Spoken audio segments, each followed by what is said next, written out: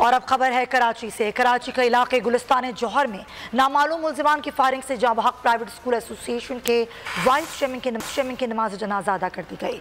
तफ्तीश के मुताबिक नामालूम मुल्जिमान ने खालिद रजा को घर के बाहर निशाना बनाया, सर पर गोली लगी जो जानलेवा साबित हुआ। कराची में टारगेट किलिंग का switch on. Private schools association के वाइस चेयरमैन कत्ल। सैयद खालिद रजा को मॉडल कॉलोनी कब्रिस्तान में सुपुर्द खाक कर दिया गया। नमाज जनाजा गुलिस्तान जौहर ब्लॉक 7 में वाक़े रहमानिया मस्जिद में अदा की गई। अजीज़ो अकारिब, अमीर जमात इस्लामी कराची हाफिज नईमुर रहमान और शोबाए तदरीस से वाबस्ता अफराद समेत शहरियों की बड़ी तादाद ने शिरकत की। हाफिज नईमुर रहमान का कहना था कि मकतूल की एक शनाख्त आज़ादी कश्मीर के लिए जिद्दोजहद भी थी।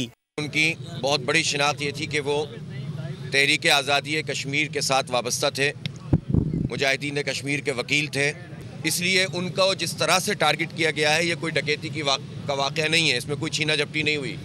खालिद रजा का कत्ल आम वारदात नहीं। Vice chancellor NED university doctor Saroj Lodhi ने कहा कि मकतूल ने कभी खतरात के हवाले से आगाह नहीं किया। मेरी खालिद रजा साहब से हफ्ते 10 दिन में मुलाकात या बात फ़ोन पे ज़रूर होती थी, लेकिन कभी उन्होंने ऐसी कोई बात पहले कभी। तफ्तीश के मुताबिक खालिद रजा को सर पर गोली लगी जो जानलेवा साबित हुई। मकतूल से कोई छीना झपटी नहीं हुई। वारदात से मिलने वाला 30 बोर का खौल भी किसी वारदात में इस्तेमाल नहीं हुआ। इस्लामाबाद में बशीर अहमद और महमूदाबाद में जहूर नामी शहरी का कत्ल भी इस सिलसिले की कड़ी हो सकती है। गुज़िश्ता रात नामालूम मुल्जिमान ने सैयद खालिद रजा को घर की दहलीज पर निशाना बनाया था। मुल्जिमान गोली करीब से सर पर मारकर फरार हो गए थे।